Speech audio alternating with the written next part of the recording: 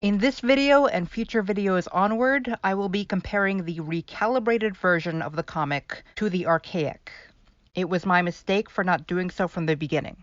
But let's jump right into it. Chapter 3, Reunion. The cover is fantastic. The rendering on Danny and Vlad look incredible. Ben looks kind of plain and off-center, but overall, a very good and eye-catching cover. Now, as for the reason I added the archaic to this review, it was specifically because of this page. I initially thought this page wasn't recalibrated, but it was. This was the original.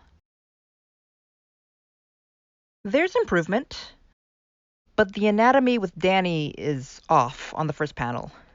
You're going to want to focus on the back of the neck coming from the back of the head, rather than the front of the neck coming from the front of the head. It helps it look less awkward. Both of their torsos are too small. I love fat arms, but you need to balance it out with a bigger torso. And I don't mean fatter, I mean bigger. Unfortunately, the background is over-rendered for the style of line work you're going with. This is also an issue for the text in the top corner, which is kind of difficult to read because of the over-rendering. Going to want to add maybe a dark or black box behind the text. Make the general outline for Danny and Ben a bit thicker. It's definitely better than the archaic, which had the background and Danny and Ben be the same tone.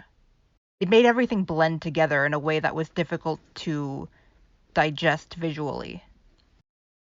And the third panel, it's cute. It's very early 2000s anime-esque. Wait a minute. New York? Okay, so Bellwood doesn't have an official location, besides the fact that it's in the US and it's an unreasonable drive from Florida. But I really don't think it's in New York. From what we see in Alien Force and Ultimate Alien, Bellwood is located near a pier, which suggests it's by the coast. It's also at least moderately close to a forest, which is consistent with New York so far. However, the key thing is, Bellwood is located near a desert that is a major part of UAF. It's where Los Soledad is, which they travel to pretty often. And the naming convention of Los Soledad, being in Spanish, it's very similar to locations near Mexico. The overwhelming probability, and most commonly accepted headcanon, is California, where the writers and producers live. Trust me, Ben does not live in New York. Oh, my favorite way mouths are drawn.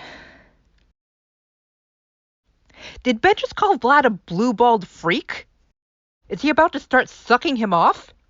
Why did he say this? This feels uncomfortably like the start to a gay porno. Okay, that's awesome. That's badass. Now, this panel wasn't redrawn, but I really wish it was. Thank you. Ben's arms don't look like they're fighting against the wind. It just looks like he's holding them at an awkward angle. I drew an example from reference. I didn't really pay attention to style, I just wanted to show the tension, as well as the distance and the movement. I really like the way he draws nails, though. I like that detail. And you took away the motion lines here? I felt the elastic tension in the original, but now it's just a drape. Aw, baby. I very much enjoy the addition of the line, going up. It's very in character and makes the panel less plain. The species card is good here for slingshot, but I don't know how good it is for forearms. We've never seen slingshot before, but we all know forearms. And here we have the same issue of direction as the last chapter. In the second panel, he's angled up and even slightly to the left, but then he's going down right in the third. It feels like different scenes. Badass. The lighting here should be more dramatic, especially since Danny's transformation creates light. The pose is good, though. Very good. Now hang on just a minute.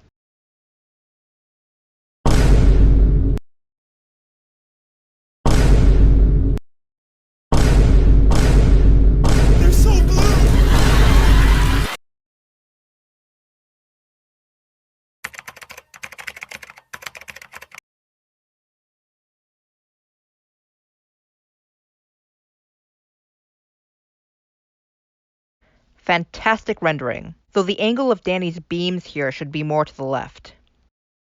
Jesus Christ, Danny was contemplating murder. I didn't really know what I was looking at the first few times I saw this image, but looking at the archaic, I can see it's a skeleton. Commit murder right in front of someone you just met. Why? This is so dramatic. First off, shouldn't his ghost turn into goo? And second, why is Danny this angry? Jesus Christ, he wants him dead. Dude's been gone for like 5 years and he's never been angrier to see him. Okay, yeah, Danny has a lot of reason to be mad at Vlad, but why is he so mad right now? He's so mad! He's so mad! Jesus Christ, he went Super Saiyan! Jeez. You killed so many people, Danny! Danny, you need to stop! Okay, let's address this because this has been bugging me. Vlad has spent the past 5 years in isolation. Why? Did he spend 4 years going in the wrong direction? Why did nothing happen? Why was Vlad just sitting and thinking alone in space? Again, it's out of character. It's just unnecessary drama. It's the same point I made in my last video. Incredible border, though. Knocked it out of the park with this one. And I do mean that. This is part of a much bigger issue that I'll address in the future, but that's a whole can of worms, and I'd rather just bookmark that for now. And this as well. I like the comparison of Ben's shade of green and Danny's shade of green, but now it doesn't stand out as much as the archaic, and it's kind of a shame. The screen is not a bad idea. I actually like that. Oh, you're gonna clear out civilians now. Okay. Well, better late than never. This is not a dramatic statement. The only reason this frame has this kind of emphasis is because it's supposed to be a callback. A sort of, whoa, it's just like the old times moment. And it's very weak. It doesn't work when it's actually implemented in a show, and it doesn't work here.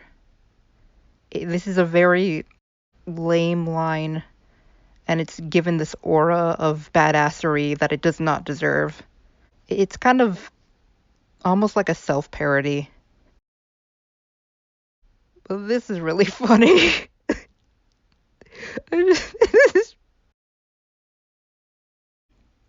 There's a lot of expression and passion in this panel. I like that. But you did not care about this panel at all. And it's a busy panel, I can't blame you for that. And you did not care about these speed lines either. Oh. All the other effects are fantastic. This one just kind of stands out as mid. Why is Ben guiding Danny on how to fight his own arch-nemesis? If the belt had this function the whole time, why didn't he use it before? Did he forget about it and Ben's prompting reminded him? Explained here by Vlad. Is this canon? This is a bit too complicated of a concept to be thrown out there in the middle of nowhere. I would make the lines of the clouds brown instead of black. It looks like there's a bunch of popcorn in the air.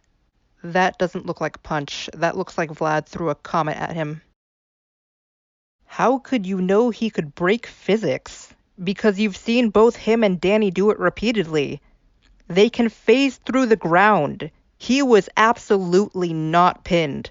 And also, gravity absolutely exists out of time. Gravity is stronger than and directly influences time. Someone fell asleep in their advanced physics class. God. I can brag that I'm a bigger fucking nerd, I guess.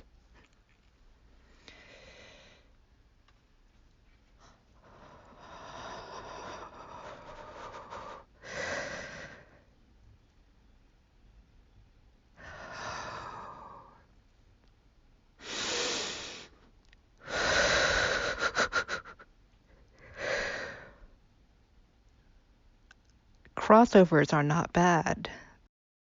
Of course not. I'm actually a very big fan of crossovers. I'm reading a crossover comic. I wasn't against Danny and Ben being in the same comic. But there's something about execution. There's something about tone and theme. And there's something about this that made me stop reading the first time I tried to read it. I read up to this part, and I stopped. And I just was fully disinterested.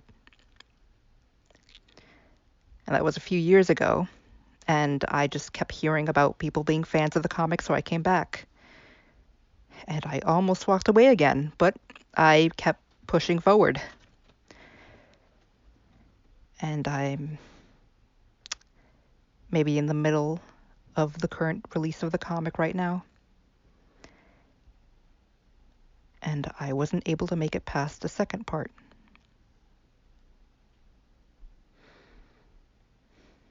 There's nothing wrong with crossovers. But there's something wrong with massive tone shifts.